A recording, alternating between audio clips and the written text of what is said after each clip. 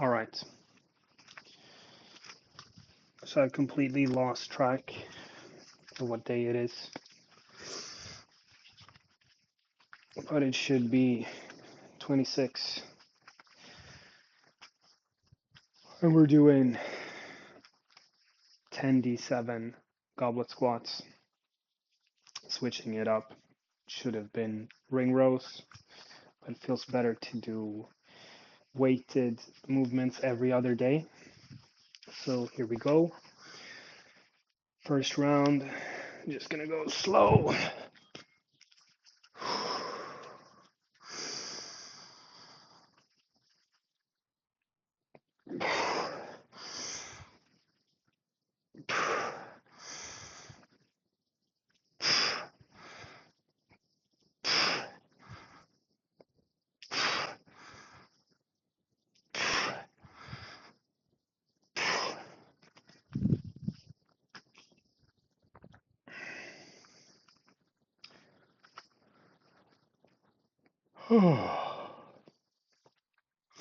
So just woke up.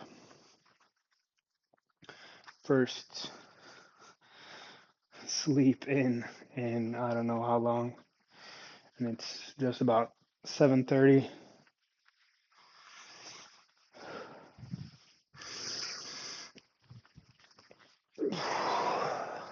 It's a big inhale, braced core.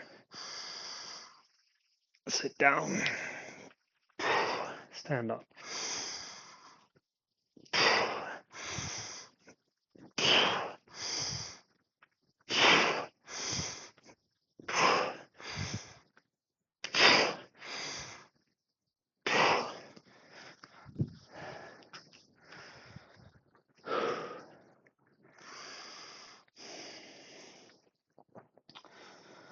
So once again, I just want to reiterate on the bracing and alignment of pelvis and trunk. The tendency is to, whether deadlifts or squats, to arch, to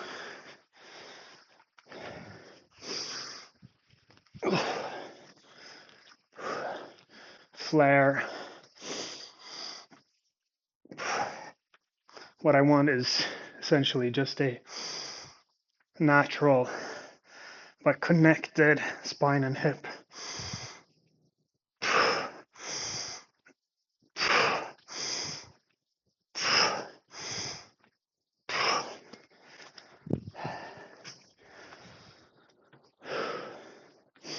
And that's mostly achieved through, once again, we've been through this before, lightly bent knees, tucking the tailbone. Deet, deet, deet, deet, deet, deet. You don't want to do this, though, by doing anything else than pulling your lower abdominals in. And of course, contracting everything around a deep inhale.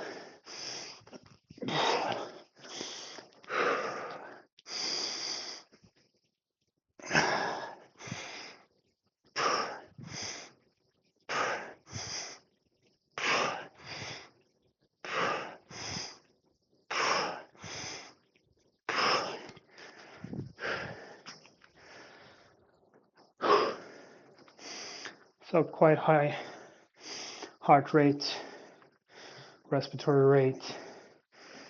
Put this ball here.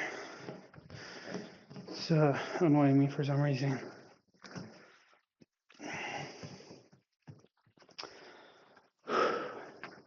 Here we go again.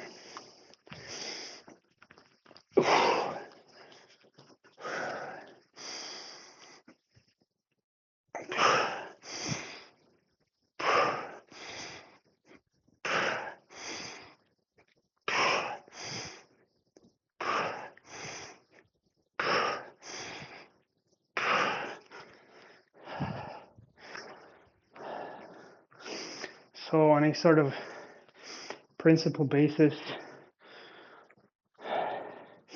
I like cleans Olympic weightlifting, where basically you pull the bar from the ground to your shoulders before you squat it. And if we're just speaking purely functional or practical or real world application, barbell squats from a rack is just an exercise of squatting with something that magically happened upon your shoulders. In reality, most of the times we need to pick something up.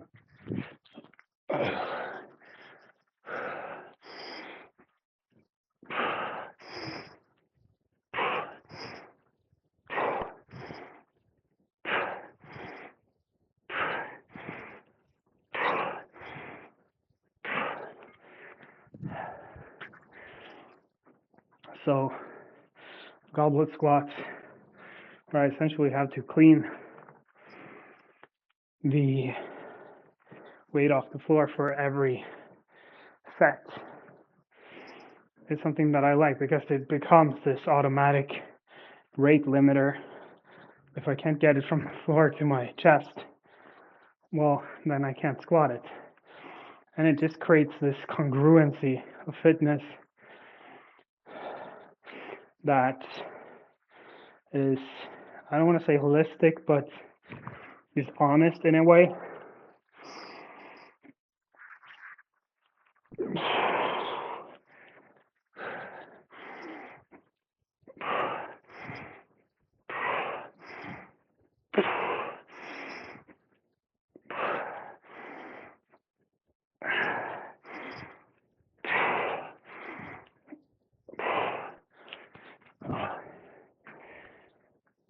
Almost did too many.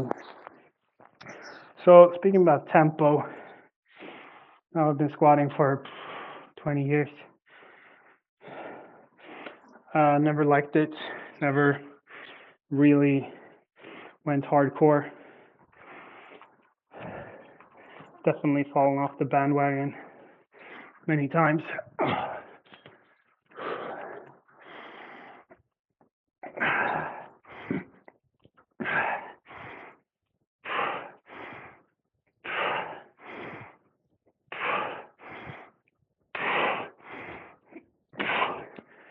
So what I'm doing currently is not my best tempo. It is a protective tempo where I hold maybe 10% of resistance as I'm coming down, just to have that sensation of control and feeling where my knees are good, where my hips and where my spine is good. And when I feel that I reach my edge, I reverse. That also means I need to know, I need to have margins of error that I can do that. It's a very submaximal lift.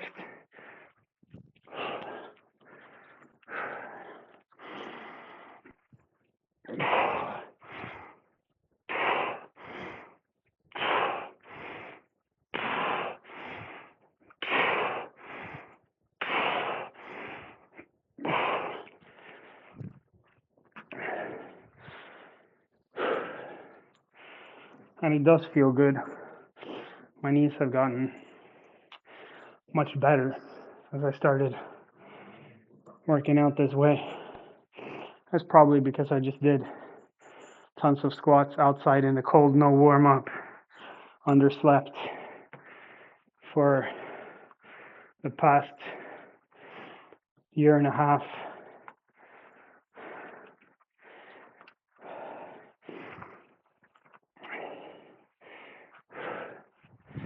That my knees didn't adapt properly.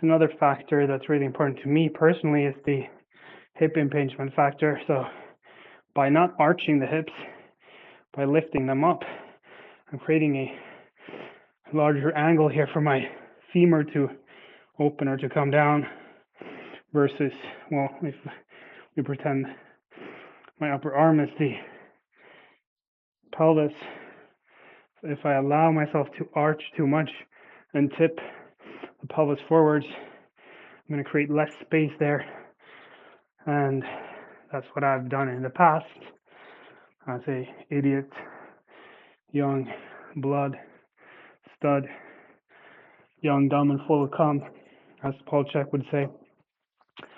So yeah, take full range of motion is important, but not being crushed into that range of motion by weight beyond our limits is really, really important. Most important, I think, is control, agency in the range that we're moving. So being able to articulate our joints in that range. So if I'm sitting down here, well, can I rotate? Can I don't know, do whatever here? Some options at least. But most critically important is that I can move back out of that range. So that's all for today. 10 D7 squats. Follow my template in the comments. If you're not in the school, you're free to join. It's free, but I'm probably going to raise the prices soon. So if you want to get some one-on-one or group time with me, I have weekly live sessions. Have a nice day. Bye-bye.